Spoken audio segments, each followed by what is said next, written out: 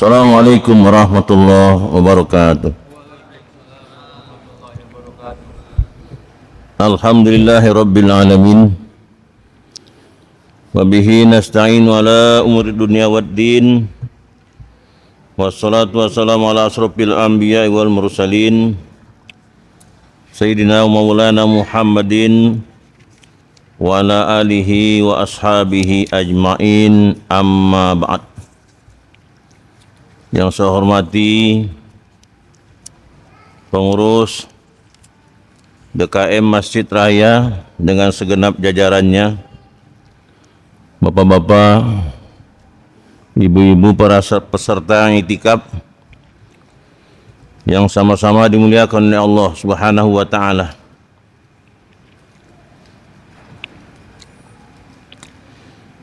Pada malam hari ini yang akan saya sampaikan tidak ada kaitan dengan iktikaf dan puasa Ramadan, tapi saya ingin menyampaikan ini hal yang sangat penting sekali. Itu mengenai kelurusan shaf dan rapatnya di dalam sholat berjamaah. Ini perlu saya sampaikan, ini ada 16 hadis Nabi yang menyampaikan tentang harusnya shaf itu lurus dan rapat. Karena saya sebagai sama muslim lah gitu ya, sangat mengkhawatirkan sekali kalau seandainya kita sholat berjamaah tapi syaratnya tidak kita penuhi, di mana Rasulullah memerintahkan kita sau sufufakum, ya rapatkan shafmu dan luruskan. Tapi ini tidak kita penuhi. Nah, yang kita khawatirkan sholat kita berjamaah tapi nilainya di sisi Allah hanya munfarid. Jadi sholat sorangan wae itu nilainya. Itu yang kita khawatirkan. Karena syarat tidak terpenuhi. Inilah perlunya saya sampaikan masalah ya lurusnya shaf dan rapatnya itu tadi, agar kita di dalam melaksanakan sholat berjamaah benar-benar ya rapat itu kita laksanakan. Lurus dan rapatnya shaf itu kita laksanakan.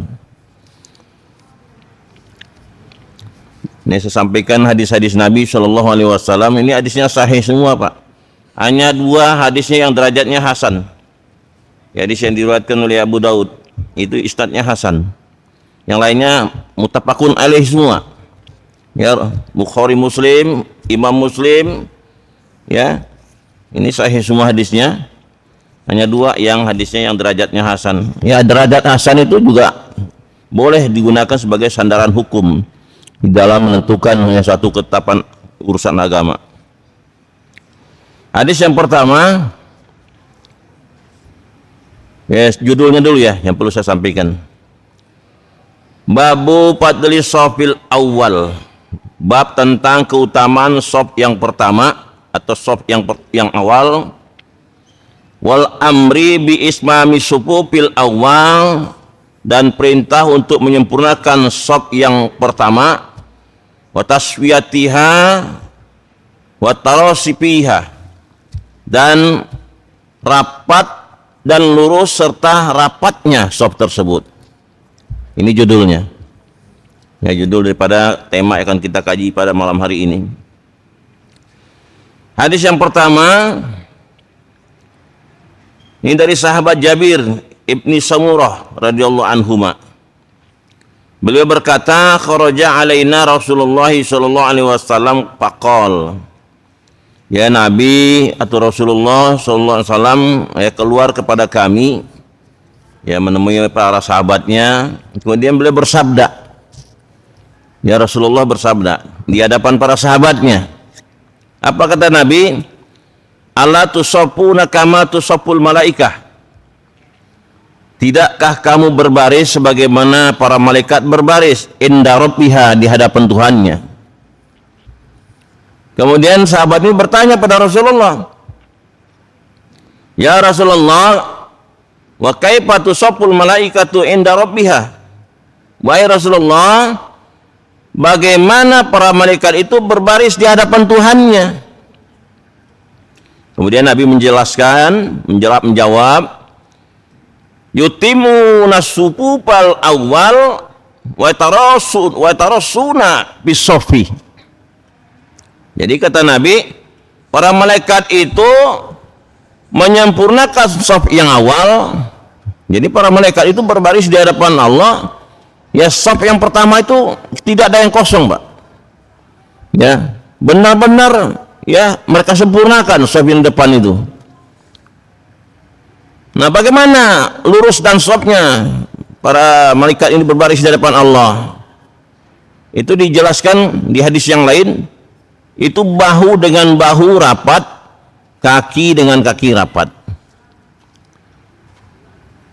Kalau ini yang kita laksanakan, sehingga tidak boleh di dalam kita membentuk shaf itu kaki terlalu dibuka lebar. Kalau kaki dibuka lebar, nanti bahu tidak akan bisa rapat. Nah, jadi yang wajar saja kita berdirinya, sebagaimana kita berdiri ya, sebagaimana biasanya gitu. Tidak boleh terlalu lebar, Pak. Kalau kaki itu lebar, kaki bisa rapat, tapi bahu tidak bisa rapat. Jadi sangat keliru sekali kalau ada yang merenggangkan kaki atau terlalu ngangkang gitu ya dalam berbarisnya itu. Ya, di dalam kita berbaris ketika kita melaksanakan sholat berjamaah itu tadi. Jadi bahu dengan bahu rapat, ya, kaki dengan kaki rapat. Jadi nempel gitu, ya, bahu dengan bahu, kaki dengan kaki.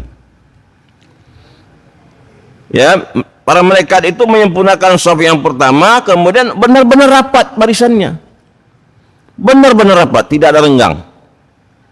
Ini hadis yang pertama ini diriwayatkan oleh Imam Muslim. Ya, ini tentang keharusan kita membentuk shaf itu benar-benar lurus dan rapat. Kemudian hadis yang kedua, wa an Abi Hurairah radhiyallahu anhu anna Rasulullah sallallahu alaihi wasallam qol. Dari sahabat Abu Hurairah, semoga Allah ridho kepadanya, bahwa Rasulullah sallallahu alaihi wasallam bersabda, lau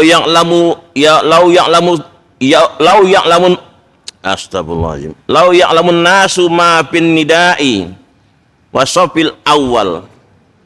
Jadi kata Nabi, jikalau seandainya orang-orang pada mengetahui tentang keutamaan mendatangi azan dan shaf yang pertama, summalam yajidu, kemudian mereka tidak mendapatinya, ila ayastahimu, kecuali dengan berundi, dengan melaksanakan undian. Ya, lastahamu, pasti mereka akan ikut undian tersebut. Karena saking begitu utamanya, begitu dengar azan, kita berangkat ke masjid, niat untuk sholat berjamaah, ya, kemudian kita tempati shaf yang pertama. Itu demikian utamanya. Karena Nabi dalam hadis yang lain menjelaskan, shaf yang terbaik bagi laki-laki itu adalah yang paling depan. Ya, yang paling jelek itu adalah yang belakang. Jadi shaf yang terbaik bagi laki-laki adalah paling depan atau shaf yang pertama, yang paling jelek adalah yang di belakang. Sedangkan shaf perempuan sebaliknya.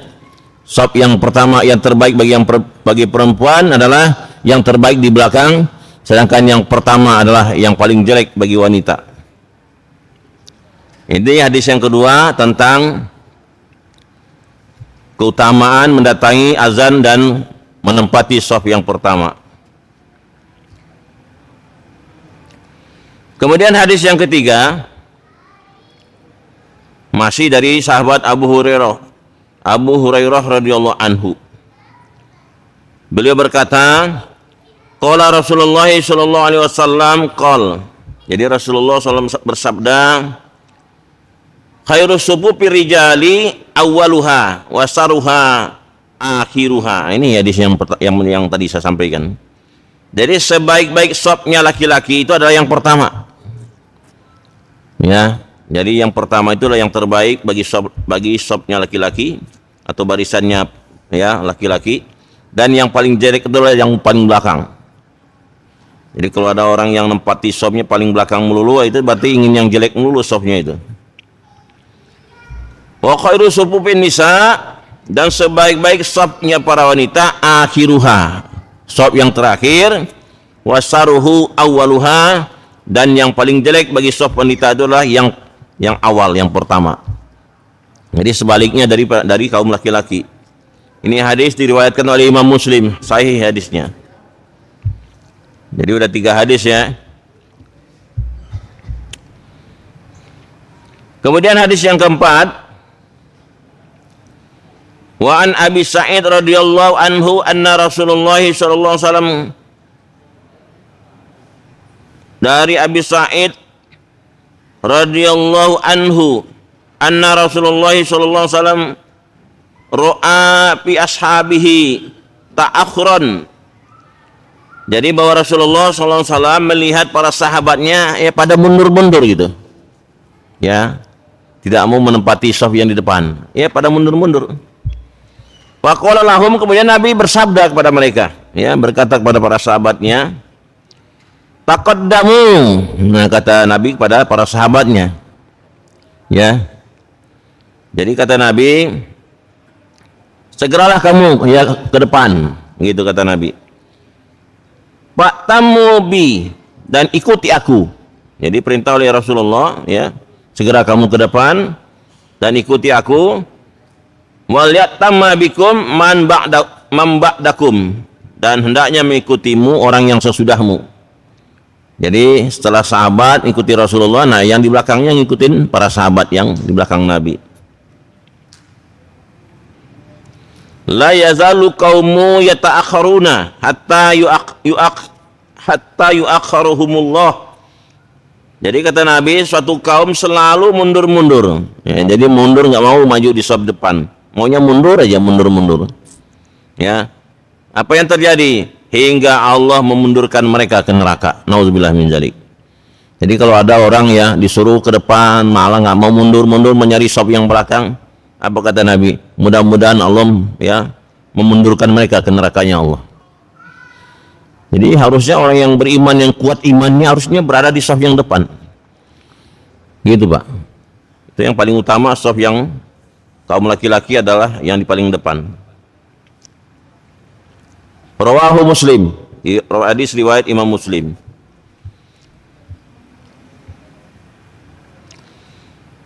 Hadis yang berikutnya, wa an Abi Mas'ud radhiyallahu anhu qol.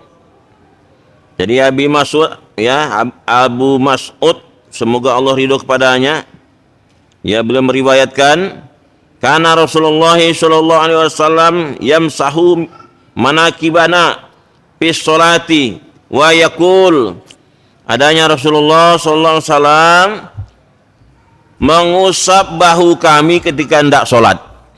Jadi Rasulullah di dalam ya meluruskan saf para sahabatnya, ya benar-benar beliau pegang tuh ya bahunya para sahabatnya itu. Ya. Kemudian beliau bersabda, "Istau." Ya, rapatkan safmu, wala tahtalifu, dan janganlah kamu berselisih. Fatahtalifu qulubukum, maka Allah akan menyelisihkan hatimu. Liyalini minkum, hendaknya ya mengikutiku orang-orang yang diantara kamu ulul ahlami wan nuha, orang-orang yang sudah tua dan yang pintar-pintar. Nah, jadi yang berada di shop yang paling depan itu, khususnya di jajaran di belakang Nabi, itu yang paling pintar Pak. Maksudnya yang paling pintar tentang Qur'annya. Ya, karena harus siap mengganti kalau seandainya imam itu berhalangan, ada uzur umpamanya. Jadi kalau seandainya imam itu ada uzur karena buang angin umpamanya, kan batal dia wudhunya, sehingga dia harus keluar dari pengimaman. Nah, yang belakang harus siap maju. Nah, bagaimana cara majunya? Ya pelan-pelan, harusnya melangkahnya pelan-pelan, maju ke depan dulu ya. Nah, kemudian dia pokoknya diatur posisinya sampai dia nanti berada di tempat pengimaman tersebut. Jadi begitulah ya.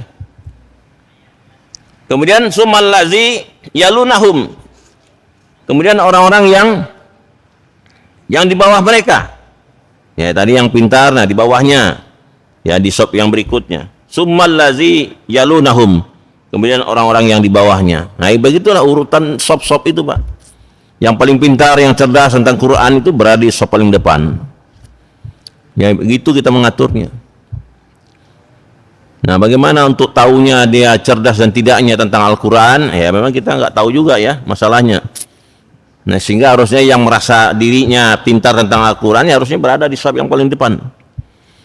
Ya, tidak perlu kita suruh-suruh, harusnya dia berada di saf yang paling depan. Kemudian yang kurang ya di bawah ilmunya ya daripada yang di depan ya berada di saf yang berikutnya. Nah, begitulah caranya kita membentuk saf barisan sholat itu, begitu caranya. Ini hadis diriwayatkan oleh Imam Muslim. Hadis yang berikutnya, wan Anas radhiyallahu anhu qol. Dari sahabat Anas radhiyallahu anhu, beliau berkata, qala Rasulullah sallallahu alaihi wasallam,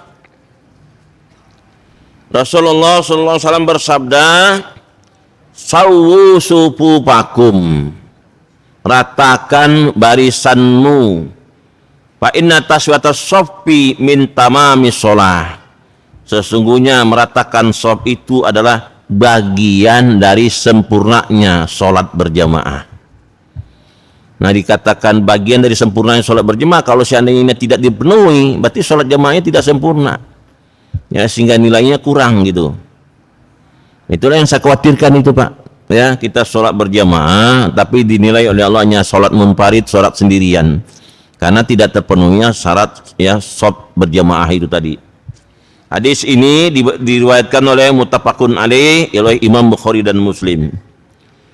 Dalam riwayat Imam Bukhari bunyi matannya, fa inna taswatas sufufi min iqamati shalah.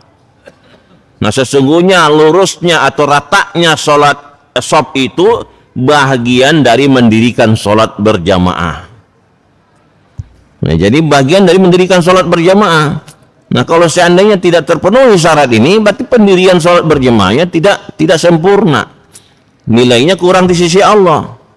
Itu, Pak, makanya harus kita sempurnakan itu.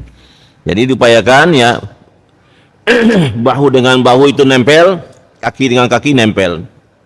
Dan begitulah caranya kita merapatkan shaf sholat tersebut. Mohon maaf.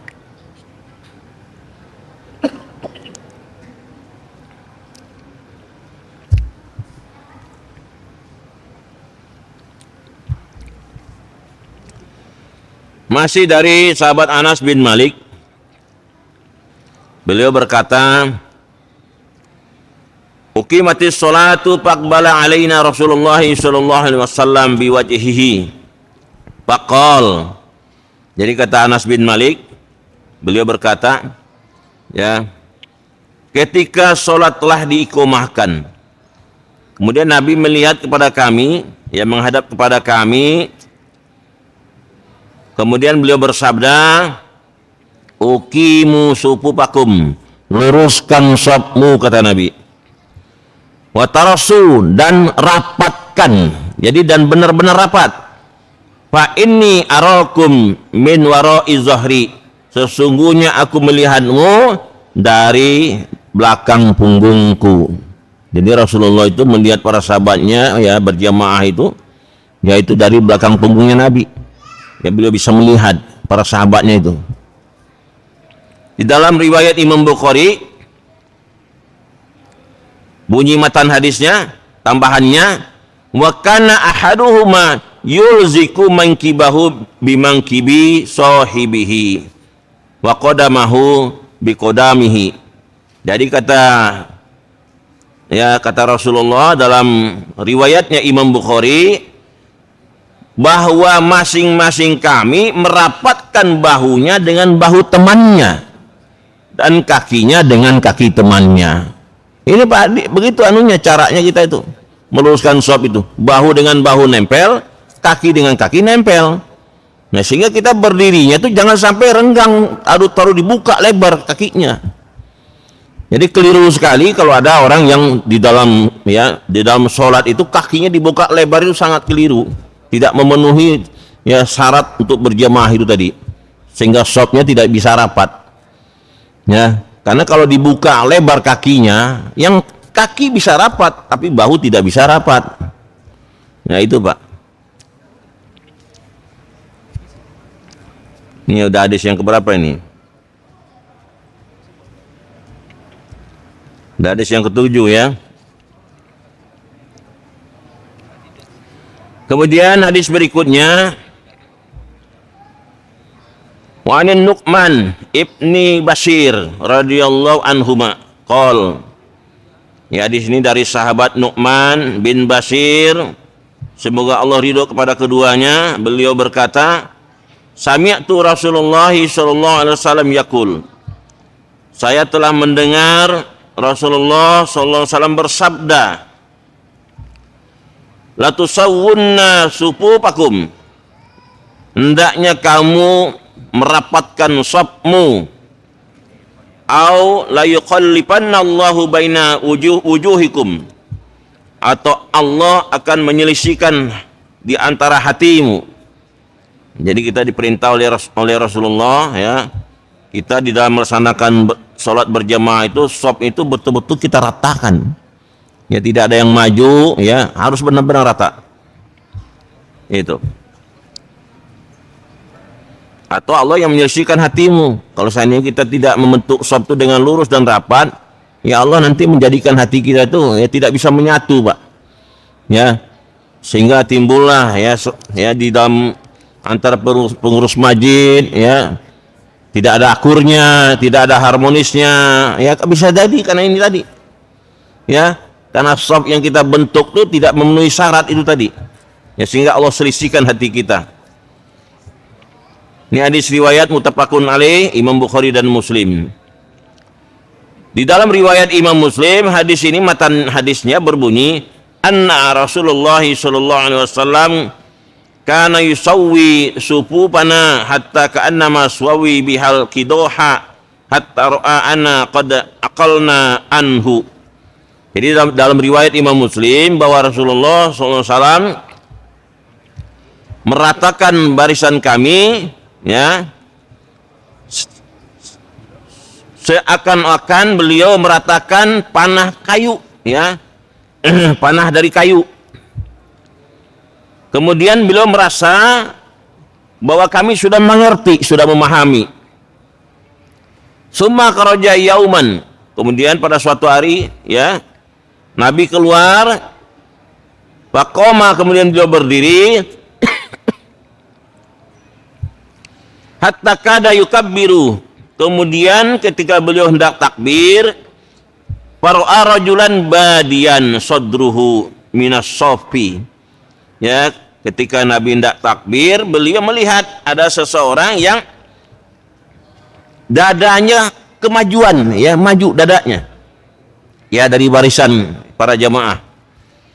Kemudian beliau bersabda, ibadallah, wahai hamba Allah, la tusawwanna sufufakum, hendaklah kalian meratakan shafmu atau barisanmu, au la yuqallibanna Allahu baina wujuhikum, atau Allah menyelisihkan hatimu.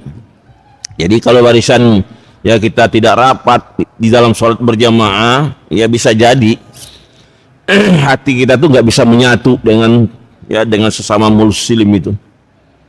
Antara satu dengan yang lainnya tidak ada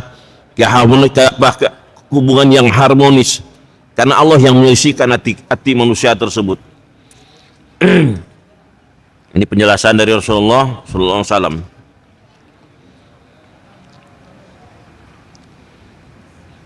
Hadis yang berikutnya, wa anil Bara'i ibni Azib, ya, dari Bara' bin Azib radhiyallahu anhuma, semoga Allah ridho kepada keduanya. Beliau berkata, kana Rasulullah sallallahu alaihi wasallam, adanya Rasulullah sallallahu alaihi wasallam yataqallalu saffa min nahiyatin ila nahiyah. Jadi Rasulullah itu memasuki sela-selanya shaf, yamsahu suduruna, kemudian beliau mengusap dada kami, wa manakibana, dan bahu kami, wa yaqul, kemudian beliau bersabda, Apa kata Nabi? La takhtalifu, janganlah kalian berselisih. Patah talipa qulubukum, maka Allah akan melisihkan hatimu. Wa kana yaqul, kemudian beliau melanjutkan sabdanya, innallaha wa malaikatahu yusalluna ala sufufil awal. Sesungguhnya Allah dan para malaikatnya bersolawat atas orang-orang yang berada di saf yang pertama. Jadi saf yang pertama itulah yang didahulukan, ya, yang didoakan oleh Allah. Kalau Allah berdoa itu Allah menurunkan rahmatnya. Kalau malaikat berdoa itu adalah bersolawat, itu adalah malaikat itu memohonkan ampun, ya, pada orang-orang yang ada di saf yang pertama itu tadi. Ya, jadi solawatnya Allah menurunkan rahmat, memberikan rahmat. Kalau para malaikat memohonkan ampun untuk orang-orang yang berada di saf yang pertama. Jadi yang saf yang pertama itu dia yang didoakan oleh Allah, Pak. Ya, yang didoakan oleh para malaikat, yang diberikan rahmat oleh Allah, yaitu adalah orang-orang yang ada di saf yang pertama. Hadis berikutnya wa Ibnu Umar radhiyallahu anhuma, dari Ibnu Umar, semoga Allah ridho kepada keduanya, anna Rasulullah sallallahu alaihi wasallam qol, bahwa Rasulullah sallallahu alaihi wasallam bersabda, aqimus sufuf, ya, luruskan barisanmu, wa hazzu bainal manakib, dan ratakan, ya, di antara bahumu, wasuddul khulal, dan tutup celah. Jadi jangan ada saf itu ada celahnya, ada selaknya yang terbuka itu. Walinu bi aidi ikhwanikum, dan ikuti dan berlaku lembutlah, ya, di antara saudaramu. Wala tazaru furujati li syaiton, dan janganlah kamu membiarkan, ya, ada celah untuk, ya, jalannya syaitan laknatullah. Ini perintah Nabi. Jadi kalau ada celah di dalam saf itu syaitan laknatullah, ya, berada di situ. Apa kerjaannya? Ya, itu bikin waswis itu, ya, membikin hati kita yang tidak kusuk dalam sholatnya. Kemudian Nabi melanjutkan sabdanya, waman wasola soffah, barang siapa yang menyambung shaf, wasolahullah, maka Allah menyambungnya.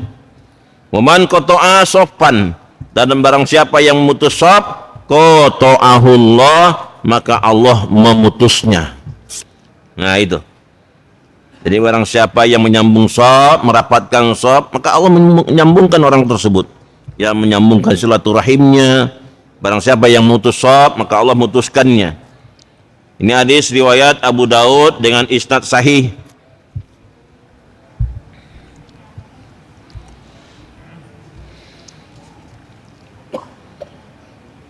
Ini bisa dipahami, Pak, ya, apa yang disampaikan, ya. Nanti kalau seandainya ragu-ragu, nanti kita berikan kesempatan lah untuk bertanya jawab nanti.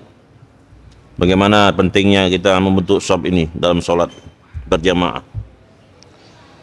Kemudian hadis berikutnya, wa an Anas radhiyallahu anhu anna Rasulullah sallallahu alaihi wasallam qol, dari sahabat Anas, semoga Allah ridho kepadanya, bahwa Rasulullah sallallahu alaihi wasallam bersabda,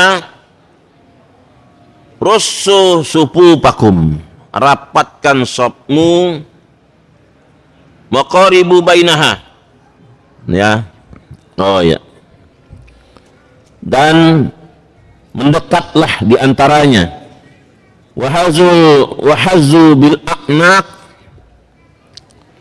dan ratakan, ya, lehermu. Wallazi nafsi biyadi, demi zat yang jiwaku dalam genggamannya, inni la'ara sayatina tadkhulu min qolali safi ka'annahal hazaf, demi zat yang jiwaku dalam genggamannya, sesungguhnya saya benar-benar melihat syaitan masuk dari sela-sela shaf seperti anak kambing. Nah gitu, Pak. Jadi kalau ada yang mencemooh, masa setan ikut sholat, ya baguslah kata, ya, nauzubillah min dzalik, itu orang yang sengaja ngeledek Ya, hadis Nabi itu namanya itu. Ada itu kan yang kayak begitu. Jadi Nabi itu melihat, Pak. Jadi kalau ada selak di sop itu setan laknatullah masuk di situ. Akhirnya mengganggu hati kita, tidak bisa khusyuk dalam sholat itu tadi. Itulah pentingnya ya kita membentuk sop itu betul-betul rapat itu demikian. Hadisun sahihun rawahu Abu Daud. Hadis sahih riwayat Imam Abu Daud. Bisnadi ala syarti Muslim, dengan isnad atas syarat Muslim. Nah, jadi Imam Muslim juga ikut ya andil juga di dalam menentukan hadis ini.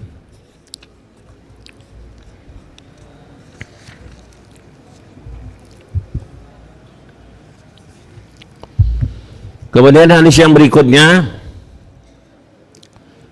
masih dari sahabat Anas bin Malik, di mana beliau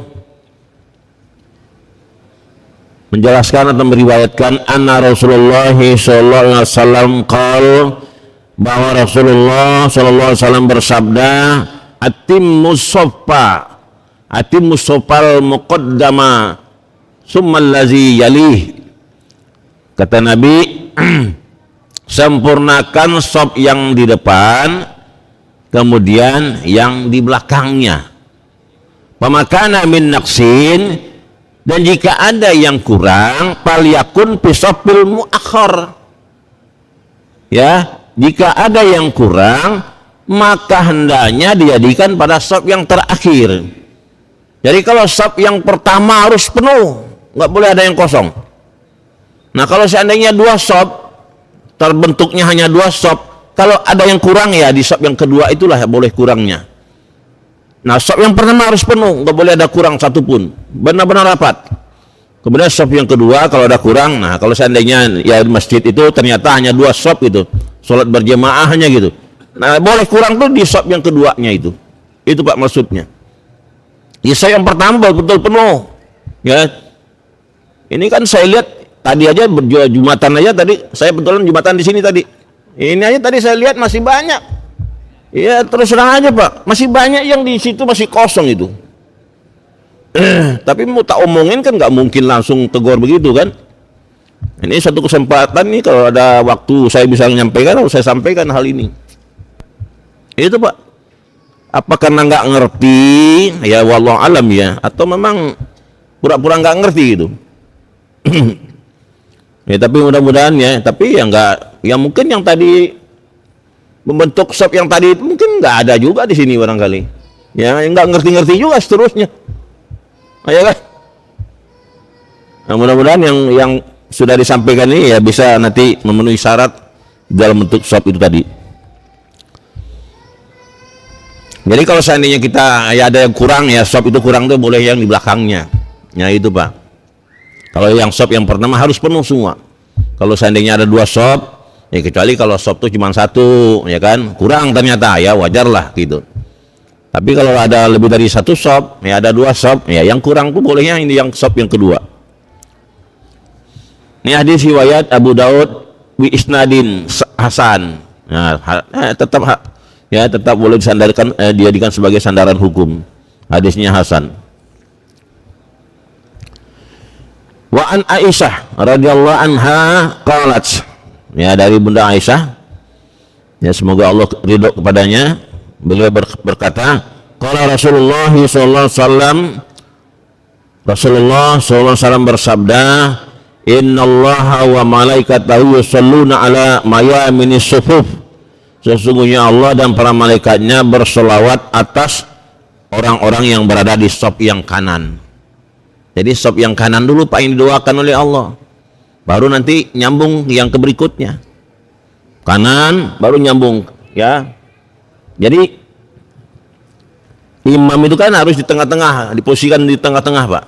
Nah itu sebabnya kalau kita membentuk sop yang baru ya, kita harus di belakang imam, sejajar dengan imam. Ini saya perhatikan ada juga yang nggak tahu nyambung bikin sop yang baru gitu, ada yang dari ujung sana, salah itu. Jadi imam itu harus diposisikan terus berada di tengah-tengah. Nah sekarang udah ada sop nih pertama, kemudian kita bentuk sop yang baru, harus di belakang imam, sejajar dengan imam. Ya harus sejajar dengan imam. Nah nanti datang lagi jemaah yang berikutnya, yang apa namanya, yang imam yang masbuk ya, itu di kanan dulu isi, nah kemudian di kirinya, kanan kiri gitu Pak, secara mengisinya shaf itu ya, sampai penuh gitu, kalau seandainya bisa penuh shafnya itu. Ini hadis riwayat Abu Daud, isnad atas Muslim, di dalamnya rajulun mutafalpun bi tausikihi, riwayat Abu Daud dengan isnad hasan. Kemudian wanil Bara radhiyallahu anhu qol, ya, dari Al Bara, dari sahabat Nabi namanya Al Bara, semoga Allah ridho kepadanya, beliau berkata, kunna idza shalaina khalfa Rasulillah sallallahu alaihi wasallam,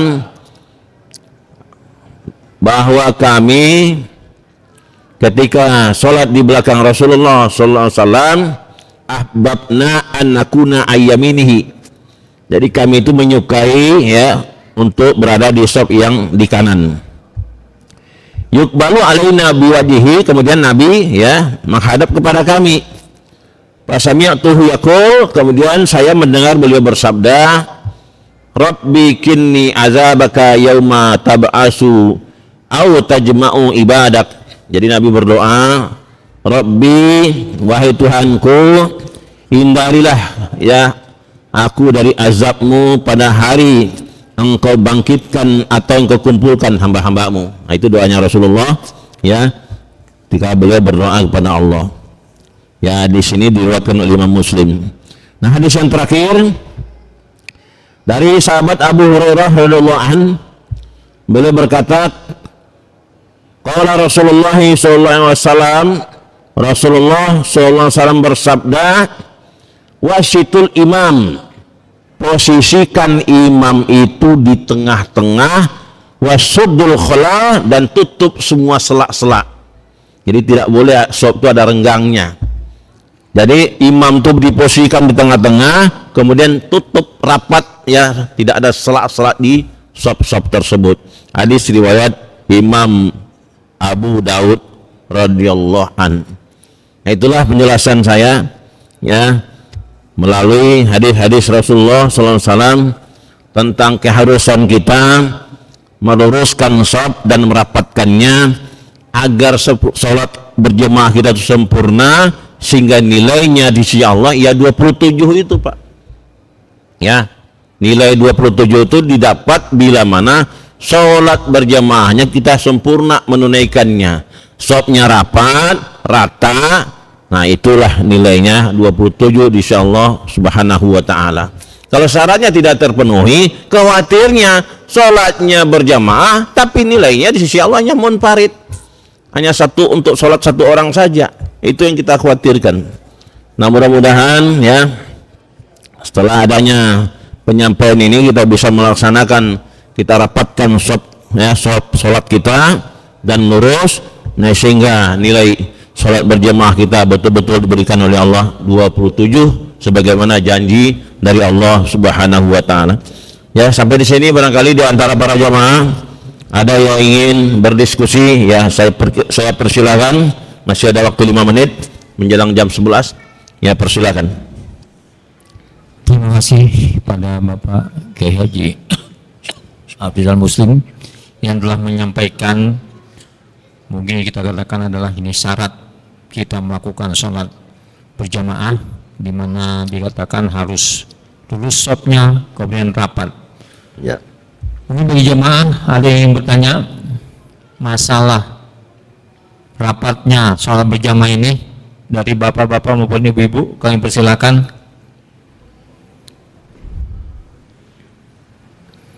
Dari bapak ada yang ingin tanyakan Pak?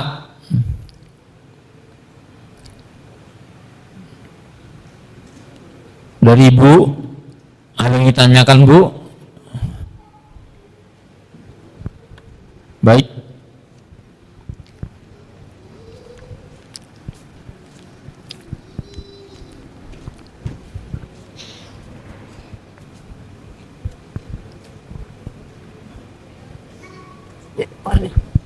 Bismillahirrahmanirrahim. Assalamualaikum warahmatullahi wabarakatuh. Waalaikumsalam warahmatullahi wabarakatuh.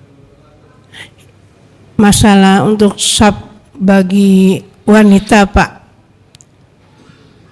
Kami selalu sholat ingin berjamaah, tujuannya dari rumah. Tapi sampai di masjid, saat imam menyuruh saf untuk dirapatkan, banyak yang nggak mau pindah dari tempatnya karena masalahnya udah pede. Jadi nggak mau pindah, yang di belakang suruh ke depan nggak mau, yang di pinggir kiri kanan turun merapatkan juga masih nggak mau. Ya, apalagi dekat AC, kipas angin itu nomor 1, Pak. Jadi yang saya tanyakan, bagaimana hukumnya salat berjamaahnya, apa masing-masing atau berjamaah dengan imam? Masing-masing dengan imam sendiri atau berjamaah ramai-ramai bersama imam? Hukumnya gimana, Pak? Makasih. Wassalamualaikum warahmatullahi wabarakatuh. Tadi sudah disampaikan ya. Terima kasih Ibu. Baik ya. Pak Daki mungkin bisa dijawab. Ya. Tadi sudah disampaikan bahwa barisan atau saf para wanita yang terbaik adalah yang di belakang. Yang terburuk adalah paling depan. Nah, tapi ini kok ada ya disuruh pindah, maksudnya dipindah ke saf yang belakang maksudnya, Bu, gitu. Iya. Maksudnya disuruh pindah ke saf yang belakang. Enggak. Tidak rapat, Pak. Oh, begitu. Iya, jadi tetap ngelompok. Oh. Nah, itu berarti tidak ikut berjamaah kalau begitu dia, Mas. Ya. Favoritnya. Nah, itu nilainya nanti sholatnya sendirian, sholat munfarid nilainya. Ya tidak ada nilai sholat berjamaah dianya. Ya apalagi sudah dikasih tahu lagi, yang nggak nurut gitu kan. Apalagi merasa udah lebih pintar lagi yang daripada orang yang ngasih tahu, nauzubillah min zalik. Ya nilainya sholat sendirian jadinya kayak begitu. Ya munfarid, Pak. Ya munfarid, Bu, nilainya. Hanya sholat sendirian. Nah, ini yang kita khawatirkan begitu. Ya, kita niatnya berjamaah tapi nilainya insyaallah sholat munfaridnya, sholat sendirian. Ya, karena tidak membentuk shaf ya, apalagi menyempurnakan shafnya itu tadi. Ya. Jadi ya yang penting mah kita sudah melaksanakan, ibu yang udah ngasih tahu, yang penting sudah berada di posisi. Nah, kalau shafnya ibu-ibu ini kan yang belakang dulu nih yang disempurnakan ya. Belakang dulu sempurnakan, ya lurus, rapat. Nah, kemudian ada yang datang, yang belakangan datang ya maju ke depan, ya bentuk shafnya di depan yang belakang tadi, yang pertama tadi. Karena shaf yang terbaik itu bagi wanita adalah yang paling belakang. Jadi ibu-ibu itu harusnya bentuk shafnya di belakang dulu, ya. Nanti baru maju ke depan yang datang berikutnya. Nah, itu caranya, cara bentuk shaf itu tadi. Jadi yang datang duluan harusnya berada di yang paling belakang. Nah, kalau ibu-ibu kan paling belakangnya berarti di belakang sana kan. Nah, begitu cara membentuk shafnya itu. Nah, mungkin datang yang berikutnya, ibu-ibu yang baru datang, ya bentuk shaf ini di depan ibu-ibu yang di belakang tadi. Begitu seterusnya sampai ke depan. Nah, kalau ada yang kelompok-kelompok begitu sudah dikasih tahu lagi, ya nilai sholatnya sendirian.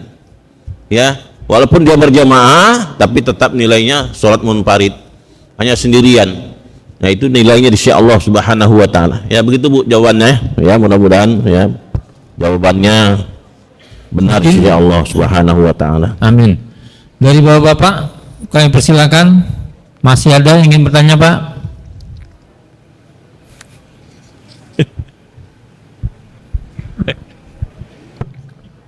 Terima kasih Ustaz. Yang ingin saya tanyakan, kadang-kadang imam memberikan aba-aba, luruskan dan rapatkan, tapi dia nggak melihat ke belakang. Begitu sudah ngomong luruskan dan rapatkan, langsung takbir. Yang seharusnya lewat ke belakang, udah rapi belum nih saf pertama. Harusnya seperti itu, tapi di sini seringnya tidak seperti itu. Ya begitu, imam udah madhep ke kiblat, mengatakan lurus dan rapatkan safnya, langsung takbir. Ya padahal di sini masih berantakan gitu. Nah ini siapa yang salah? Apa memang? Ya mudah-mudahan ya yang kayak begitu tuh karena ketidaktahuannya. Iya. Ya mudah-mudahan tetap nilainya masih diberikan oleh Allah 27 ya, nilai sholat berjamaahnya. Ya tapi kalau sudah ngerti, sudah paham, tidak mengikuti apa yang diinstruksikan oleh imam, sau sepupakum itu tadi, Jadi nilainya di sisi Allahnya sholat sendirian. Nah begitu Pak, nilainya sholat sendirian walaupun dia berjamaah. Nah itu yang kita khawatirkan begitu, hanya nilai sholat munfarid. Nah itu karena imam sudah menginstruksikan sawu sufufakum fa inna taswata sufufi min iqamati sholah. Itu hadis riwayat Imam Bukhari. Kalau Imam Muslim fa inna taswata sufi min tamami sholah. Itu beda matannya itu, bagian dari menyempurnakan sholat dan bagian dari mendirikan sholat. Jadi kalau seandainya sudah diinstruksikan oleh imam, ya dia tidak mengikuti apa yang diinstruksikan oleh imam, ya nilai sholatnya yang sendirian doang, nilai sholat sendiri. Nah itu tidak ada nilai sholat berjamaah bagi dirinya karena syarat mendirikan berjamaah tidak terpenuhi olehnya. Ya barangkali itu Pak jawabannya. Mudah-mudahan ya Allah benarkan jawaban. Silakan untuk yang lain.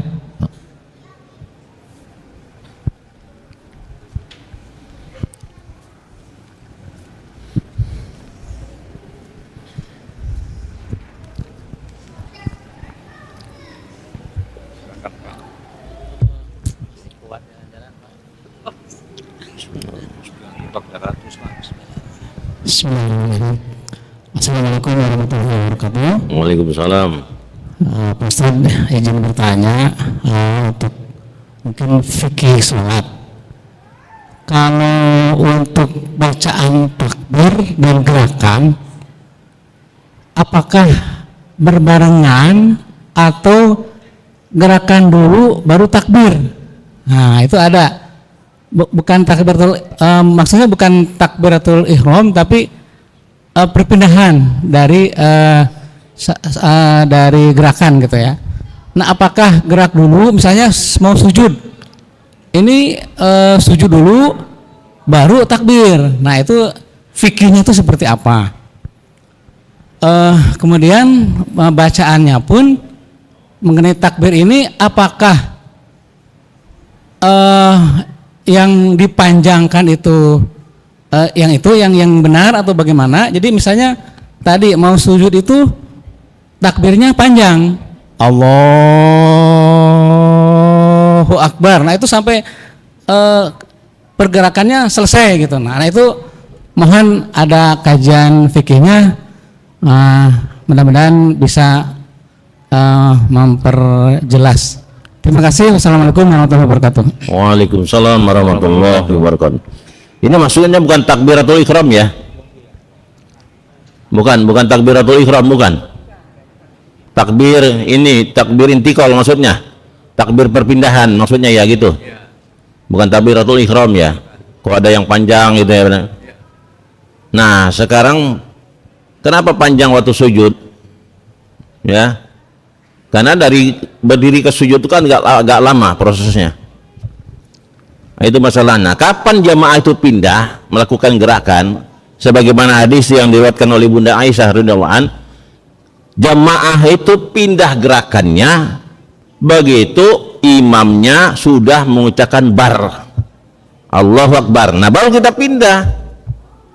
Ini kan kadang-kadang jamaah kan belum selesai imamnya baru duluan sujudnya kan gitu. Akhirnya tidak sama di dalam melakukan sujud itu tadi. Jadi masalah panjang itu nggak ada masalah sebetulnya, karena memang dari berdiri ke sujud itu kan agak lama waktunya. Nah sehingga pengucapannya agak panjang gitu. Kalau dari berdiri ke ruku kan sebentar kan, Allahu Akbar itu memang lebih pendek lah mengucapkan Allahu Akbarnya gitu.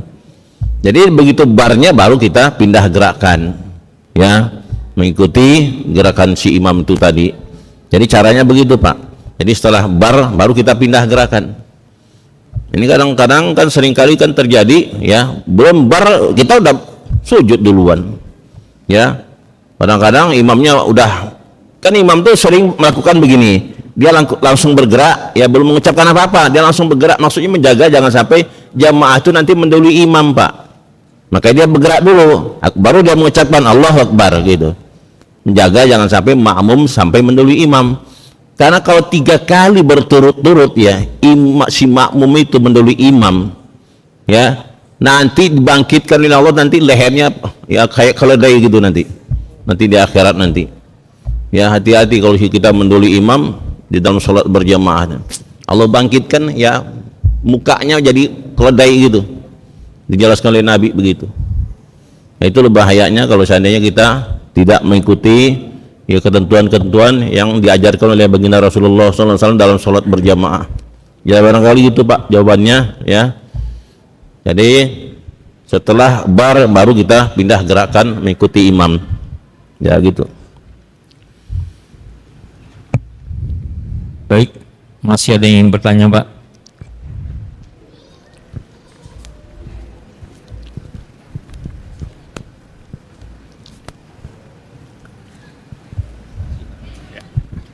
Bismillahirrahmanirrahim. Assalamualaikum warahmatullahi wabarakatuh. Waalaikumsalam Mau warahmatullahi tanya, ini kalau di perusahaan saya kan ada musola yang tidak terlalu besar, Tat.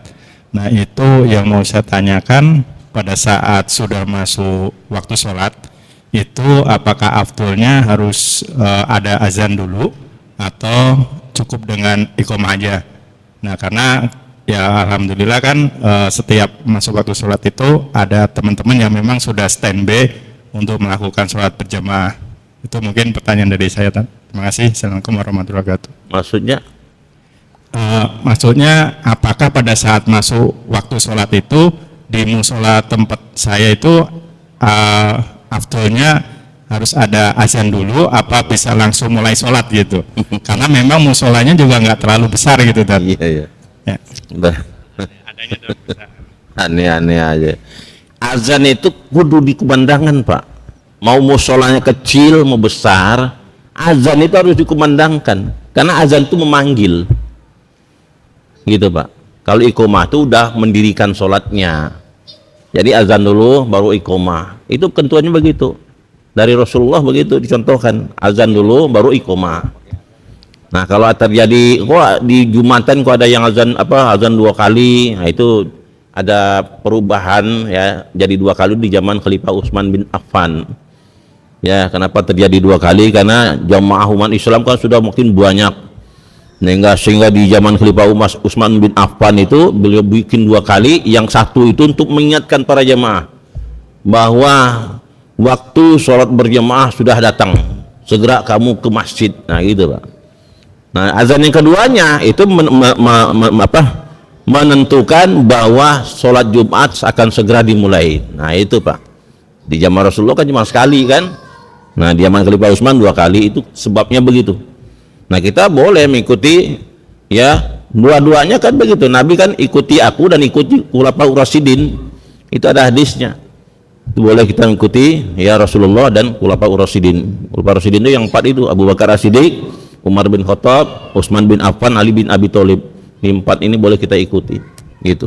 Nah jadi kalau di musola itu walaupun sebesar apapun musolanya, azan itu harus dikumandangkan dulu ya. Nanti baru selesai orang sholat qobliyah, baru kita iqomahkan, baru sholat berjamaahnya dimulai gitu. Nah, itu Pak ya. Baik, masih ada yang ingin bertanya?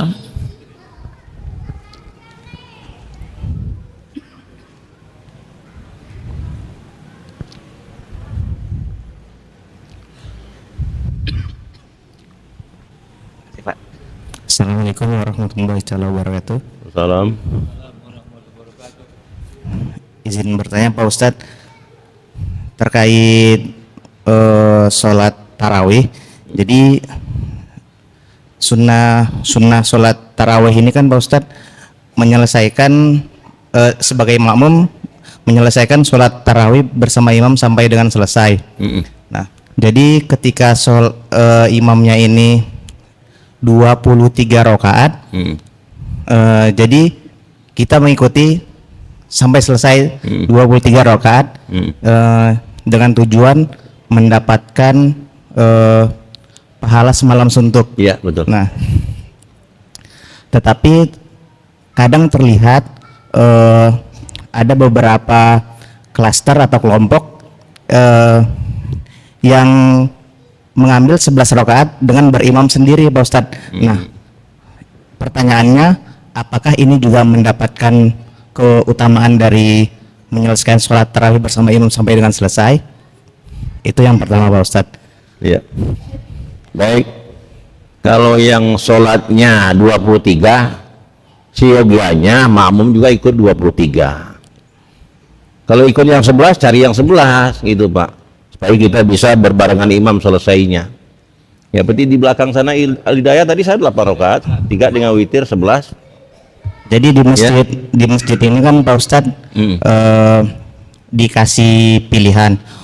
Ketika imam itu menyelesaikan 23 rakaat, tetapi bagi makmum yang ingin menyelesaikan mengambil 11 rakaat di 8 rakaat mundur ke belakang, dan sholat sendiri-sendiri. Nah, betul. Tetapi ada beberapa klaster tadi yang sholat witirnya berjamaah.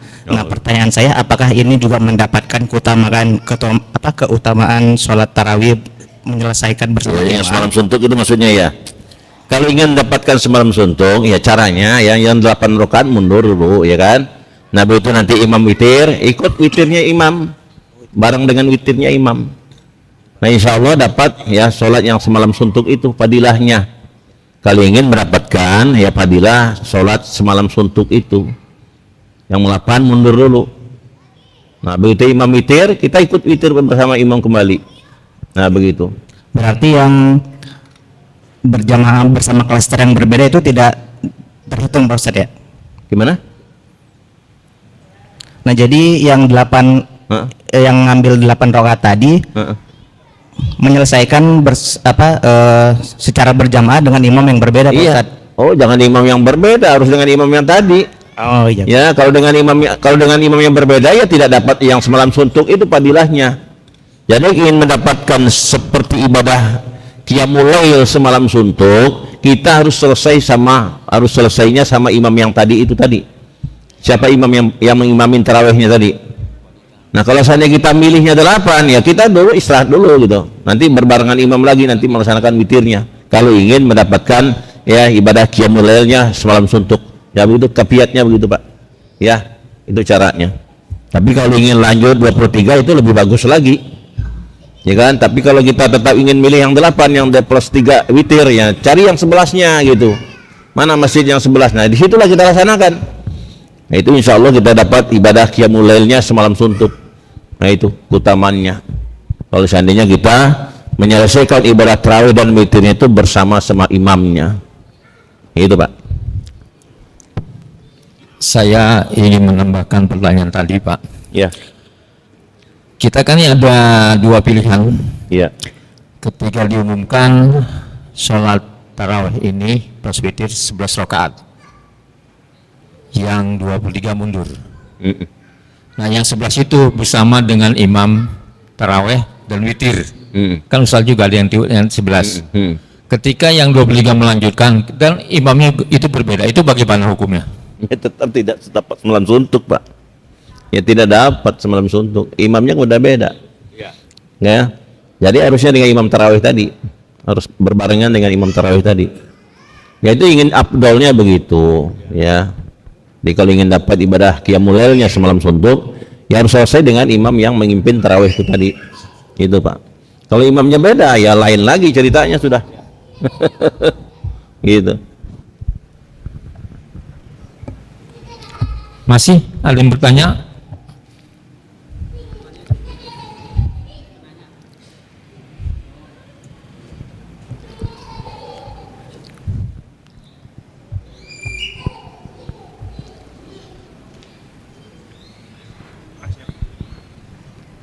Baik, izin Ustadz bertanya.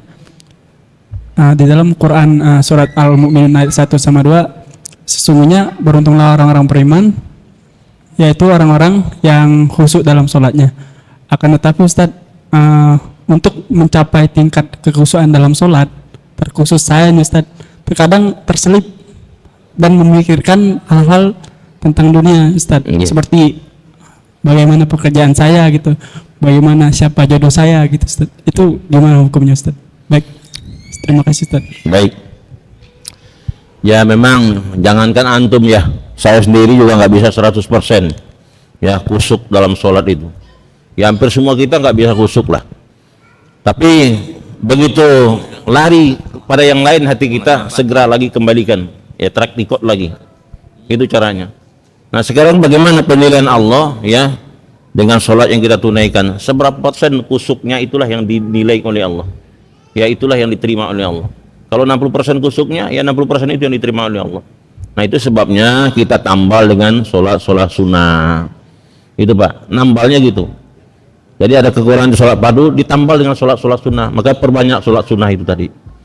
Itu untuk nambal kekurangan kita dalam sholat fardu itu tadi. Ya apalagi masih anak muda kayak antum ya, itu masih banyak pikiran yang duniawi kan. Nah itu wajar-wajar saja ya, itu hal yang biasa lumrah ya, tapi yang penting kita udah berupaya untuk ikhlas dalam untuk khusyuk dalam sholat itu tadi ya. Itu caranya supaya ibadah kita diterima oleh Allah Subhanahu wa ta'ala ya, begitu ya.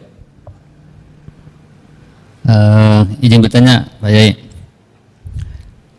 Saya pernah mendengar sebuah kajian ya, jadi bahwa jika imam sholat itu bacaannya tidak tidak fasih, itu dianggap batal sholatnya. Apa, saya baru dengar ini, apakah betul seperti itu? Jadi ya tidak tartil lah, tidak fasih, tidak betul. Nah apakah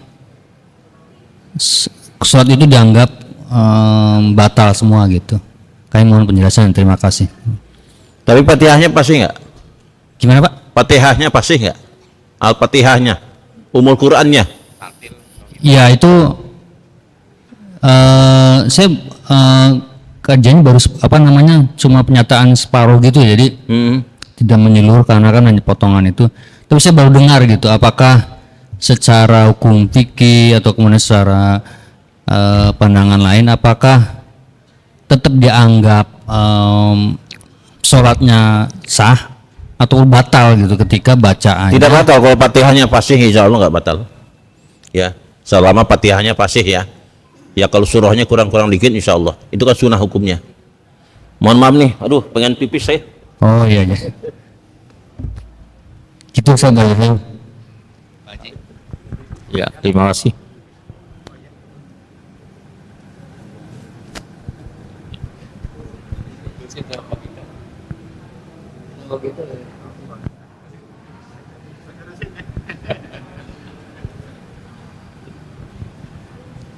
Sambil menunggu Pak Kiai, mungkin dari Pak Ustadz nanti ada yang ingin bertanya, kami persilakan. Karena memang banyak sekali kita lihat ketika kita melakukan sholat berjamaah, safnya itu tidak sesuai dengan hadis-hadis dari Rasulullah. Ada yang agak lowong, bahkan ada yang di ujungnya kosong, sementara di baris kedua itu safnya penuh. Kan kita sering melihat itu Pak. Iya. Ya mudah-mudahan dari bapak-bapak masih ada yang ingin ditanyakan, kami persilakan, atau setelah mendengar kajian ini kita lebih memperhatikan saf-saf ketika kita melakukan sholat berjamaah.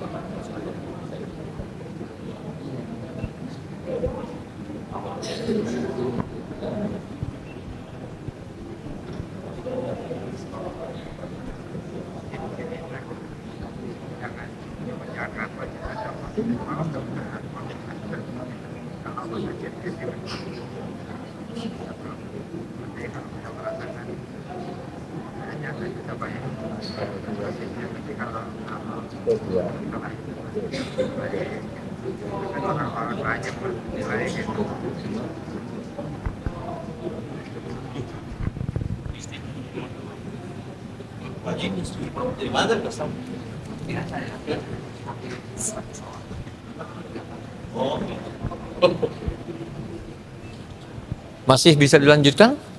Allah. Ya, Masih bisa yang lain? masih bisa. Mungkin masih ada yang ingin ditanyakan Bapak? Masalah sholat berjamaah.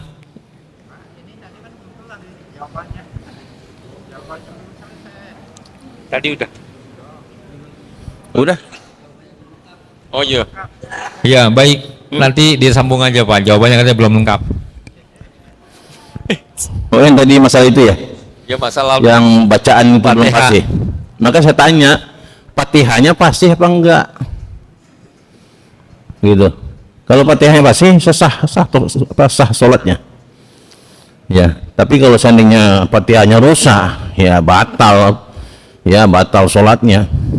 Gitu Pak. Ya, iya harus diulang. Kita sholat munfarid aja. Kalau seandainya Fatihahnya rusak, gitu, ada cacatnya dalam bacaan Fatihahnya. Ya, secara hampir, ya pokoknya sebagian besar lah. Nah itu, karena Fatihah itu kan salah satu rukun dari sholat. Itu kan hukumnya wajib. Jadi yang wajib itu harus benar-benar ya sempurna dia membacanya. Nah itu, kalau surah ada kurang-kurang dikit, ya itu mah masih bisa dimaklumi lah. Ya itu, tapi kalau seandainya ketemu dengan imamnya kayak gitu, ya jangan dipaksakan dia yang jadi imam, harus diganti dengan yang lain. Nah gitu, harus yang apa namanya, kan syarat imam itu harus qori Pak, harus bisa, yang pandai Al-Quran, yang ngerti Al-Quran, bacaannya fasih, itu syaratnya. Kalau sama yang paham tentang sunnah, tentang hadis Nabi. Nah kemudian kalau yang ketiga, yang Qurannya sama, pandainya itu, fasihnya sama, kemudian tentang sunnah Nabi sama, yang duluan hijrahnya. Nah kalau duluan hijrahnya, sekarang kita kiaskan yang sudah haji apa belum gitu. Nah itu, yang ini haji, ini yang belum, ya yang duluan haji, yang udah haji ini dulu dikasih prioritas gitu. Nah kemudian terakhir yang lebih tua umurnya. Nah itu, ya barangkali itu Pak, ya penjelasannya. Kalau seandainya Fatihahnya dia fasih gitu dalam bacaannya, kalau surahnya itu ya bisa inilah, bisa ditolerir lah untuk surah gitu, karena itu kan hukumnya sunnah. Tapi untuk selanjutnya, ya kalau seandainya kita ketemu dengan imam yang tidak fasih bacaan surahnya, ya seyogyanya kita untuk kedepannya jangan ikut dia lagi, cari imam yang lain gitu, atau di tempat lain kita sholatnya itu Pak. Ya harusnya sih insya Allah kalau DKM ngerti lah itu, kalau seandainya nggak fasih nggak mungkin dipakai lah dia jadi imam. Makanya kalau di masjid-masjid yang sudah tertib administrasinya, itu imamnya sudah ditentukan Pak. Ya, imamnya sudah ditentukan, si A si B nya, ya sholat subuhnya si A, kemudian sholat zuhurnya siapa, sudah ditentukan. Tidak boleh sembarangan yang maju jadi imam gitu. Alhamdulillah di masjid saya sudah tertib kan, masjid imamnya sudah ditentukan gitu. Nah, itulah yang jadi imam, tidak boleh yang lain maju. Karena kalau kita masuk ke satu tempat, tidak boleh walaupun kita pintar Qur'annya gitu, ujung-ujung maju itu nggak boleh. Harus dengan izin yang sudah ada di situ, yang jadi imamnya gitu. Nah itu barangkali Pak, itu jawabannya ya. Ya, Assalamualaikum warahmatullahi wabarakatuh. Waalaikumsalam. Izin bertanya terkait shop sholat Pak Ustadz. Jadi misalkan dalam satu shop itu ada tiang kayak depan ini, termasuk mutus shop enggak Pak Ustadz? Karena kan tadi kalau nggak salah apa, tumit dan pundak harus ketemu ya Pak. Iya. Itu baiknya gimana Pak? Harus lebih baik dihindari atau bagaimana? Kasih. Baik. Ya kalau ada tiang kayak begitu ya, memang ya. Kalau tidak bisa dihindari, ya maksudnya tidak bisa dihindari, harus terpisah shop. Ya itu Pak boleh buat Pak, karena itu memang keadaannya kan. Nah yang penting antara orang dengan orang itu yang harus rapat itu. Itu Pak, yang penting itu antara orang dengan orangnya itu. Nah kalau seperti ini kan otomatis kan putus shopnya nih. Ini kan, karena ada tiang. Ya itu dimaklumin. Nah itu. Yang penting orang dengan orang itu yang harus rapat. Gitu. Bahu dengan bahu, kaki dengan kaki harus rapat. Gitu Pak. Mungkin masih ada waktu Pak, baru jam 11:30. Mungkin masih ada yang ingin ditanyakan.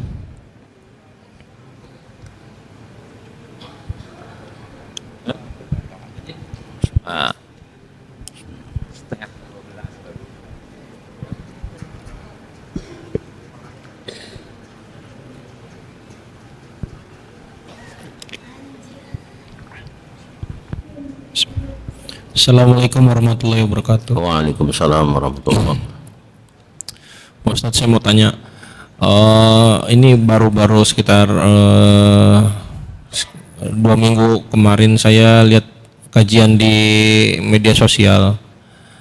Itu saya jadi bingung gitu. Sebenarnya witir ini fikihnya itu 21 atau 3 langsung tanpa rokat kedua, tanpa salam langsung, jadi salamnya tuh rokat ketiga, atau mau diganjilnya tuh 1, jadi harus milih, harus antara 1 atau 3 gitu. Karena ya yang saya lihat di kajian itu dia bilang keliru gitu.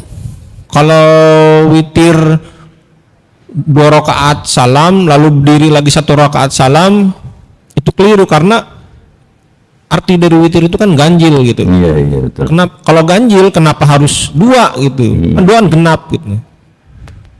Mungkin itu aja Pak. Iya baik. Assalamualaikum warahmatullahi wabarakatuh. Waalaikumsalam warahmatullahi wabarakatuh. Ini sebenarnya sudah jadi bahasan juga ya oleh Gus Baha, oleh Ustadz Hadi Hidayat. Itu pernah saya tonton juga di YouTube-nya. Ya kalau witir itu memang harusnya 3 langsung. Itu alasannya begitu kan.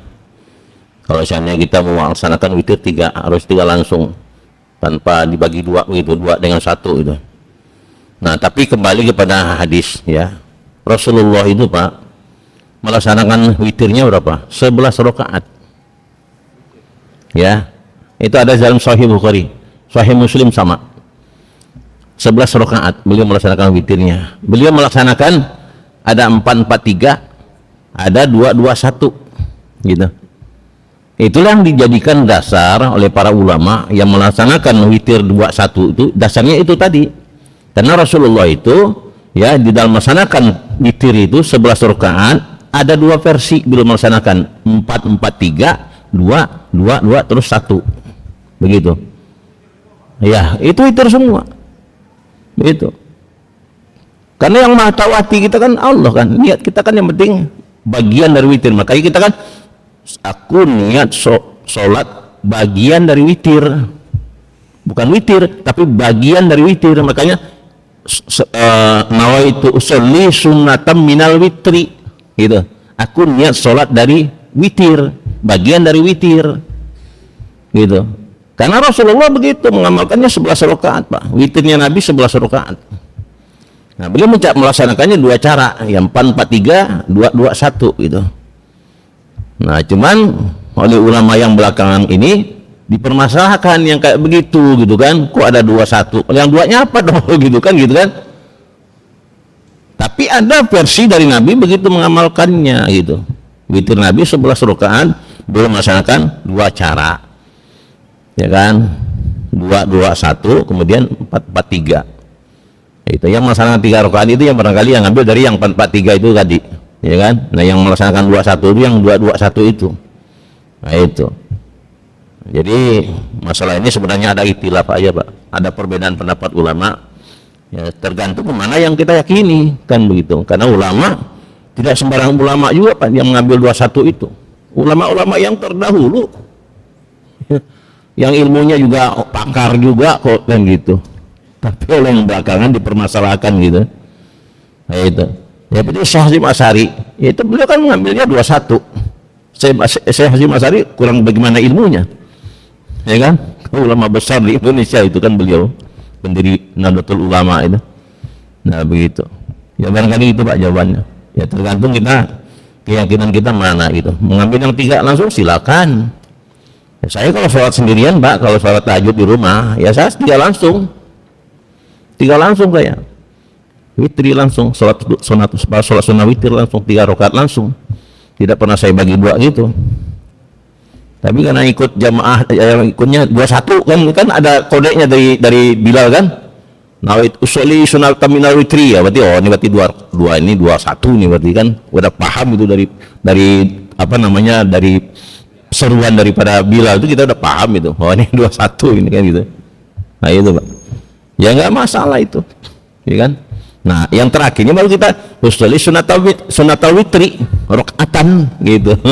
Aku niat sholat witir 1 rakaat. Nah kalau yang tadi bagian dari witir, nah gitu.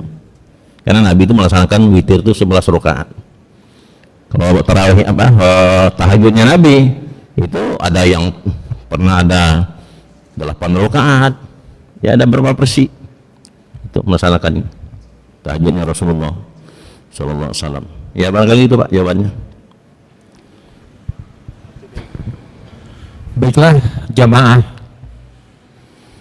ketika masih layak belum Jambe, demikian tadi kita dengarkan paparan masalah sholat berjamaah.